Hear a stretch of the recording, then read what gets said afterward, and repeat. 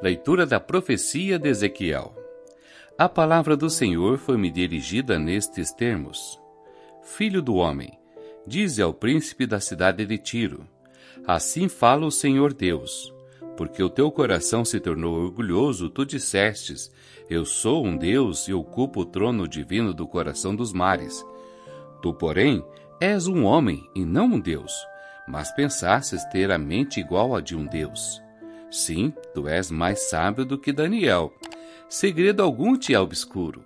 Com talento e habilidade adquiristes uma fortuna, acumulastes ouro e prata em teus tesouros. Com grande tino comercial aumentastes tua fortuna, e com ela teu coração se tornou soberbo. Por isso, assim diz o Senhor Deus: por teres igualado tua mente à de um Deus, vou trazer contra ti os povos mais violentos dos estrangeiros. Eles puxarão suas espadas contra a tua bela sabedoria e profanarão o teu esplendor. Eles te farão baixar a cova e morrerás de morte violenta no coração dos mares. Porventura ousarás dizer: sou um Deus na presença de teus algozes, tu que és um homem e não Deus nas mãos dos que te apunhalam? Morrerás da morte dos incircuncisos, pela mão dos estrangeiros, pois foi eu que falei. Oráculo do Senhor Deus. Palavra do Senhor, graças a Deus.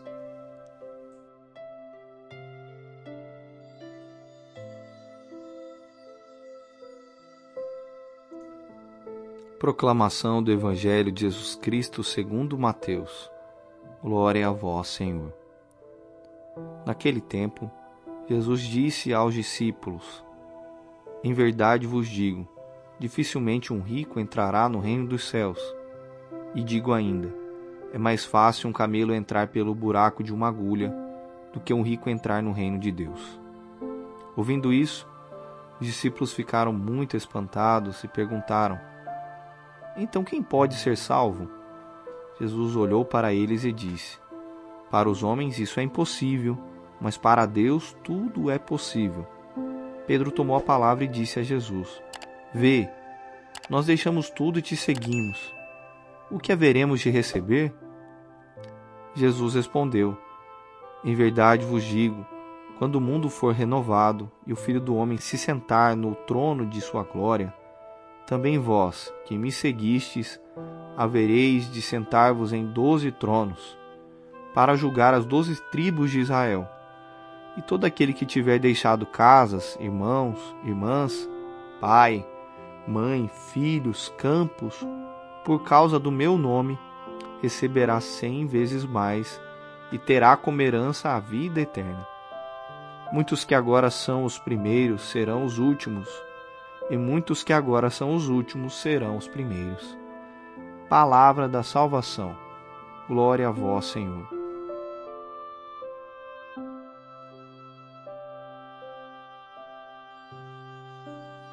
Queridos irmãos e irmãs em Cristo, imaginem por um momento que estão diante de um espelho mágico. Não um espelho comum que apenas reflete sua imagem, mas um que revela o verdadeiro estado de sua alma. O que vocês viriam? Seria uma imagem de humildade e gratidão, ou vislumbrariam traços de orgulho e autoconfiança excessiva? Esta reflexão nos leva ao cerne das leituras de hoje, que nos convidam a um exame profundo de nossas atitudes em relação a Deus, a nós mesmos e aos bens materiais. Na primeira leitura, o profeta Ezequiel dirige palavras duras ao príncipe de Tiro.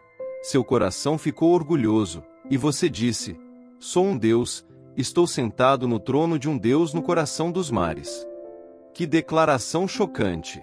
Aqui vemos o auge da arrogância humana, um líder tão embriagado por seu poder e riqueza que se considera divino. Não é difícil encontrar exemplos modernos desse tipo de arrogância, não é?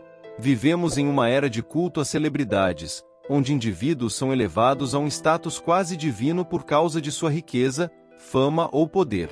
Mas não precisamos olhar apenas para as manchetes ou para os ricos e famosos. Esta tendência de autodeificação pode se manifestar sutilmente em nossas próprias vidas.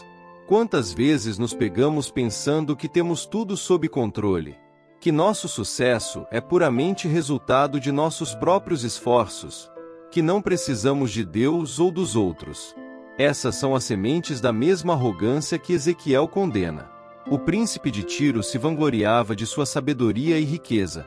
Por sua grande sabedoria e por seu comércio aumentou suas riquezas, e por causa de suas riquezas seu coração ficou orgulhoso. Não há nada inerentemente errado em ser sábio ou próspero. O problema surge quando começamos a ver essas bênçãos como conquistas puramente pessoais, esquecendo que todo bom presente vem de Deus. É aqui que a mensagem de Ezequiel se conecta poderosamente com o evangelho de hoje. Jesus, olhando para seus discípulos, faz uma declaração que deve ter sido chocante para eles.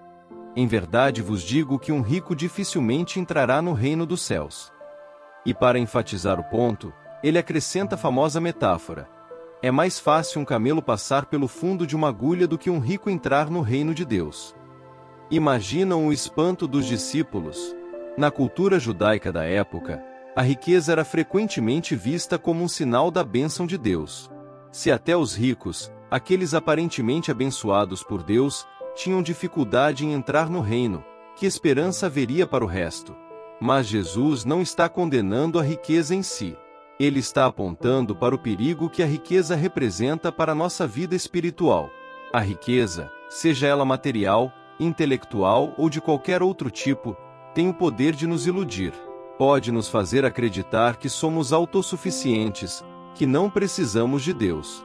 Pode endurecer nossos corações para as necessidades dos outros. Pode se tornar um ídolo que competimos pela nossa adoração. É por isso que Jesus diz que é difícil para um rico entrar no reino dos céus. Não porque Deus não queira que os ricos entrem, mas porque a riqueza muitas vezes se torna uma barreira entre nós e Deus. É como se a riqueza criasse uma bolha ao nosso redor, isolando-nos da realidade de nossa dependência de Deus e de nossa interconexão com os outros. Mas atenção! Antes que nos sintamos muito confortáveis apontando o dedo para os ricos, devemos nos perguntar: quem são os verdadeiramente ricos aos olhos de Deus? Em comparação com grande parte do mundo, muitos de nós vivemos em um luxo que os reis da antiguidade nem poderiam imaginar. Temos acesso a conhecimento, tecnologia e oportunidades que nos colocam entre os ricos globalmente. As palavras de Jesus se aplicam a todos nós. Então, o que devemos fazer? Devemos desistir de tudo o que temos. Para alguns, essa pode ser de fato a chamada. Mas para a maioria de nós, o chamado é para uma mudança de coração e perspectiva. Pedro, falando pelos discípulos, pergunta: eis que nós deixamos tudo e te seguimos. Que receberemos? A resposta de Jesus é ao mesmo tempo um desafio e uma promessa maravilhosa. Ele promete que aqueles que deixaram tudo por ele receberão 100 vezes mais e herdarão a vida eterna. Mas ele também adverte: muitos dos primeiros serão os últimos, e muitos dos últimos serão os primeiros. Esta é uma chamada para uma inversão radical de valores. No reino de Deus, a verdadeira riqueza não é medida pelo que possuímos, mas pelo que estamos dispostos a deixar ir por amor a Cristo e aos outros. A verdadeira grandeza não está em nos exaltarmos, mas em nos humilharmos e servirmos. Imagine novamente aquele espelho mágico. O que ele revelaria sobre suas prioridades? Sobre o que você realmente valoriza? Sobre onde você coloca sua confiança? Meus queridos irmãos e irmãs, o convite hoje é para um reexame profundo de nossas vidas. Não para nos condenarmos, mas para nos abrirmos mais plenamente à graça transformadora de Deus. Aqui estão alguns passos práticos que podemos dar. Pratique a gratidão diária. Reconheça que tudo o que você tem vem de Deus. Isso combate a ilusão da autossuficiência. Cultive a generosidade. Não apenas com seu dinheiro, mas com seu tempo, talentos e atenção. A generosidade nos liberta do apego excessivo aos bens materiais. Simplifique sua vida. Pergunte-se: do que eu realmente preciso? Muitas vezes, nossas vidas estão tão cheias de coisas que não há espaço para Deus. Sirva aos outros, especialmente aqueles que não podem retribuir. Isso nos ajuda a ver o mundo através dos olhos de Cristo. Cultive relacionamentos profundos. A verdadeira riqueza está nas conexões que temos com Deus e com os outros. Pratique o desapego. Regularmente, deixe ir algo a que você está apegado, como um lembrete de que sua segurança está em Deus, não em posses. Medite nas Escrituras diariamente. Deixe que a palavra de Deus renove sua mente e transforme seus valores. Lembrem-se, a mensagem de hoje não é de condenação, mas de libertação. Jesus quer nos libertar das ilusões que nos prendem, sejam elas riqueza, poder ou orgulho.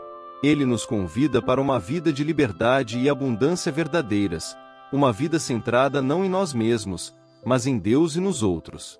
Que o Espírito Santo abra nossos olhos para vermos claramente, nossos corações para amarmos generosamente, e nossas mãos para servirmos humildemente.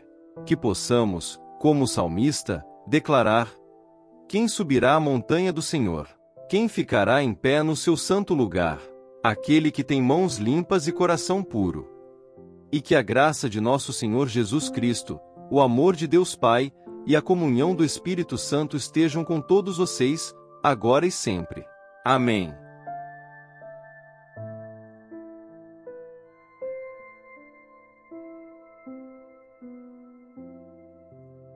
São Miguel Arcanjo, defendei-nos no combate. Sede o nosso refúgio contra as maldades e ciladas do demônio.